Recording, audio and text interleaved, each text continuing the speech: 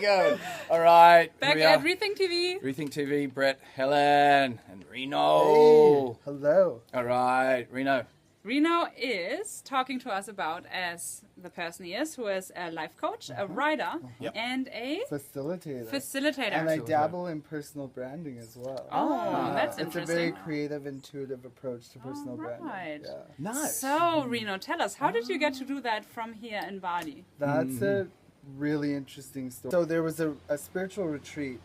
It was a retreat that combined spirituality and sort of, in a way, entrepreneurship. And so the idea was that you take your passions and you can turn it into a profitable business, basically. How did you know what your passions were at that point? That's really...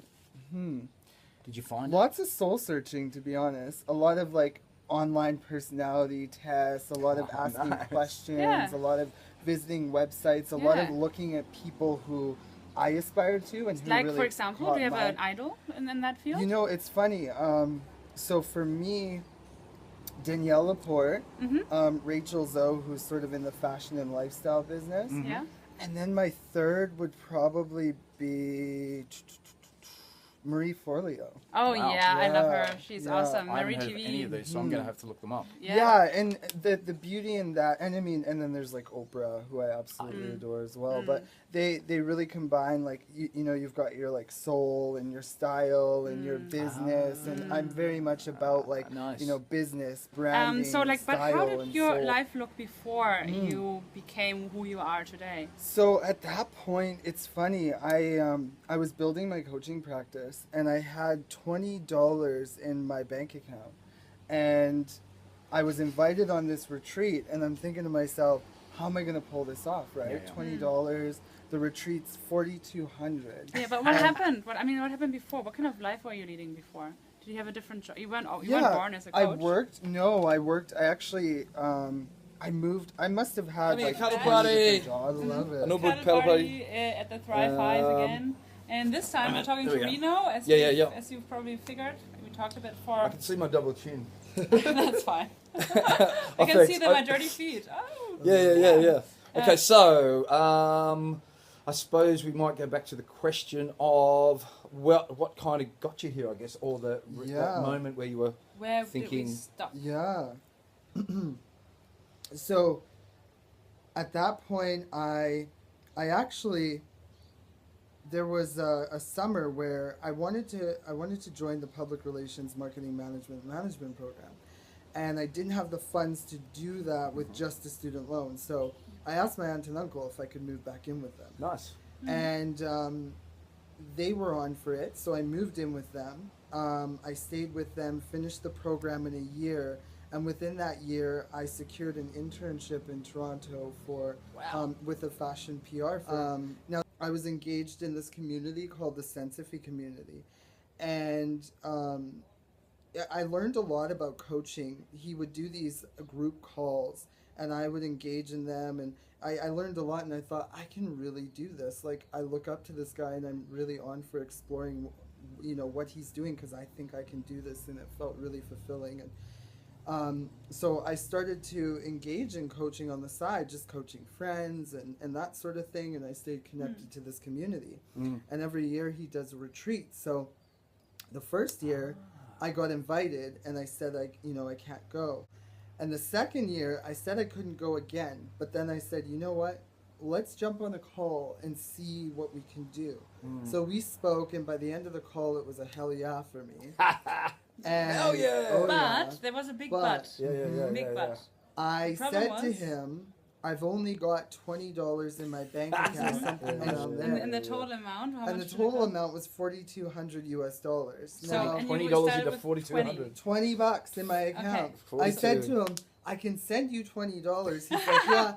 I don't think that's gonna work. Right? He's like, I'll give you 24 hours to figure it out. Nice. So I launched an Indiegogo campaign. Indiegogo. Yeah. If you haven't heard about Indiegogo, are you listening to this, people? It's crowdfunding, right? And it was called Bearing It for Bali. Bearing It and for I Bali. recorded a video, and I told everyone, like, this is what I'm up to. This is why this experience is valuable. This is the value that I want to share with the world after I go on this experience. Nice. And I got really open and really vulnerable. And then I started to promote the campaign via social media. I told friends about it. So can you just explain for people who do not know what Indiegogo is? So Indiegogo is a crowdfunding platform, and basically what you do is if you want to raise money for any sort of cause, and it can be a personal cause or something related to like a charity, or maybe it's something that you're creating. Maybe you've got this really cool project that you want to launch. You go on there and you build a campaign. So you record a video, you write a little, a little explanation. And then you can set donations, and you can also, what they have, I think, is called extras. So like if somebody donates, they get something in return. So some people will give them like T-shirts or little keepsakes and things like that. So. I was offering complimentary one-on-one coaching sessions because that was part of the reason that I was going on the retreat. So I did that. That's a damn good idea. Yeah, it was a lot of fun. And by the way, this, if I may just say, like, I mean, I'm a coach, and I started somehow. I was I'm a coach before. He's a coach. Yeah. So I think we all start in a way, but just like practicing, just coaching Coach people. your ass off. Yeah, just coach people, and then eventually, like, it turns into a business. But you just gotta start randomly coaching, And that's what I did, and. So we had the campaign, I set it up, and that was in place. I raised, I think it was somewhere around $500, which was awesome. And then I also had a fundraising event, and that was a lot of fun. I did like an auction as well, like a silent auction. And then I also, one of the funny things that I did was I had this sign that I made, and it said hashtag, it was a hashtag bearing it for Bali. And I'd phoned into the radio station, and I told them about what I was doing on air.